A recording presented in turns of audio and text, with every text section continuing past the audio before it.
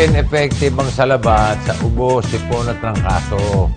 Hindi tumalab sa mukha mo. Utang na loob, Kuya B. Huwag mo nang sabihin, may hurt lang ako. Sige. Kung ayaw mo ma-hurt, pumunta ka sa palengke. Bumili ka ng kalahating sakong luya at honey, okay? Ito, 2,000. Huwag na kayong mag-away. Tawa na lang tayo. May joke ako eh. Anong dabber ang nakakatakot? Ano? Eddie, whole dabber!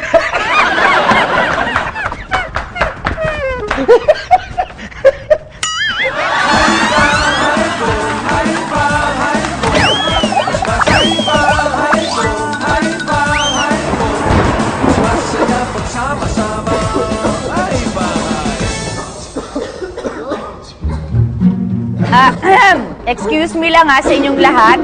Ha, excuse me lang. Pakitakpan naman yung mga bibig nyo pag umuubo kayo para hindi tayo magkahawaan lahat dito. Basta 2 piraso lang bawat kaldero, ha? Tapos ang tubig, 4 cups of water lang, 4 cups of water ang bawat kaldero. Maliwanag? Opo! Hello, Baro? Ano? Ha? Ako pa kukuha ng cheque? Hindi ba pwede? Okay, fine. O, sige. O, ngayon na. Okay. Eh, guys, alis lang muna ako sandali, ha? Mael, Po. tapusin nyo na yan. Pagkatapos, i-deliver nyo sa Dabber Cats. Okay? Okay po. Okay, thanks, bye. Teka.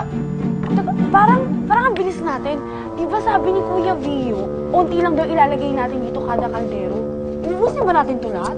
Uubusin natin to para effective. Gano'n na nga ang mangyayari. Mawawala ang ubo ng mga dabbers ni Mrs. Y. Di ba? Yung sosobra ngayon dito, ilalagay ko o ikikis-kis ko sa pisngi ko. Hitting 2 birds with 1 stone. Ang ibig sabihin niya, hindi magsasara ang opisina ni Mrs. Y. At ako naman ay magiging pambansang pay.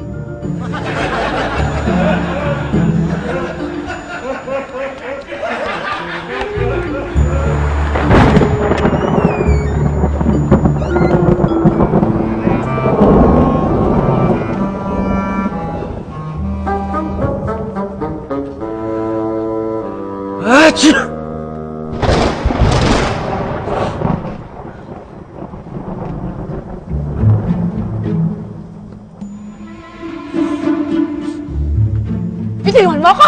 Hindi mo ko makukuha sa yakap! Maawa ka sa akin. Patawarin mo ako. Patawarin mo ako. Ho! Bitawan mo siya kung ayaw mong masaktan.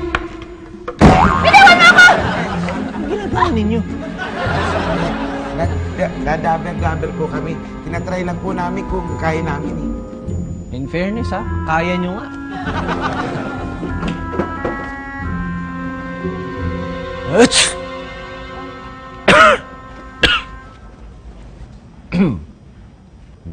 Masama ang pakiramdam mo, Mr. Y. Ikaw ba'y inuubo? Meron kang sinat. Ay, sinat? Oo. Dali. Turig. Turig, Trevor. Yung kailangan mo.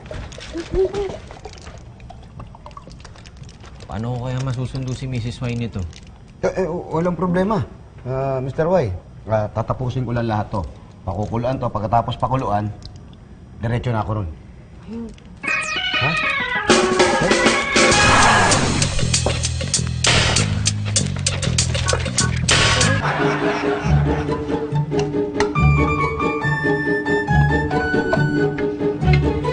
Bakit nagkalat ang sapal ng luya dito? Ay, dahil marami po kasi kaming ginawang salabat kanina. Alam nyo nga po, 3 termos yung pinadala sa Davi ni Mrs. Y. Hindi sinunod ni Mael yung recipe ko? Dinalawa niya? Tinatlo? Inapat po. Teka, Darl. Saglit lang, hindi kita maintindihan eh. Ha? Ninakawan kayo? May serial numbers ang mga equipment. Mahahanap yun, matitrace. Pero yung dubbing yung baka hindi namin magawa. Kailangan mapadala na yun sa Korea bukas eh. Anong mangyayari pag hindi daw napadala? Baka mapaaga yung pagsara ng studio namin. Darl, huwag ka nang umiyak. Makakasama yan sa baby natin. Ha?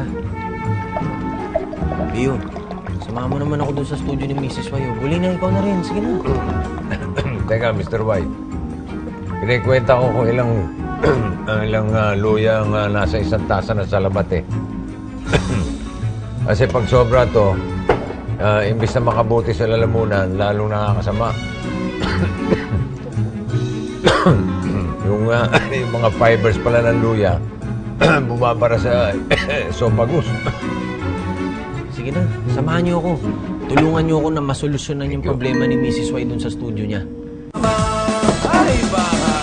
Mael, hindi mo sinusolve ang problema eh. Lalo mong ginugulo. Cassette player. Ma'am, nakita ko lang naman yan dun sa bodega nyo rito eh. Kahit pa paano, maire-record natin yung mga boses natin. Siyempre, pag na-record nyo na yan, ipasesend natin sa Korea. Tapos, Sasabihin ko sa Korea na kaya mga boses lang muna ang maririnig nila dahil nag-iisip pa tayo ng iba pang approach para mas mapaganda natin ng mga sound effects kung ano-ano pang kaetsusan. Okay? Nangyari? Bakit? Bigla pong kumatay yung throat ko eh. At nagkaganitong boses ko.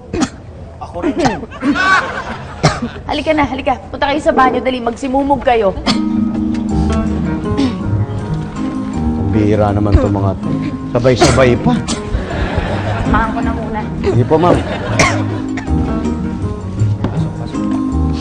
Baby! Buti ka lang naman. Aray ko naman na. Tuwan-tuwa pa naman ako dumating kayo dito.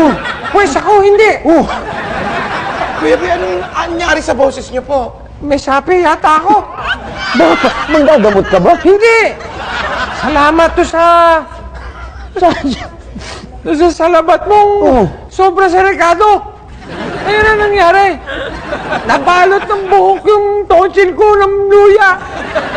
Saan ba kasi si Mrs. Y? Eh, sinamahan yung mga tao din, mga dabber dyan sa banyo, nagmumug ata.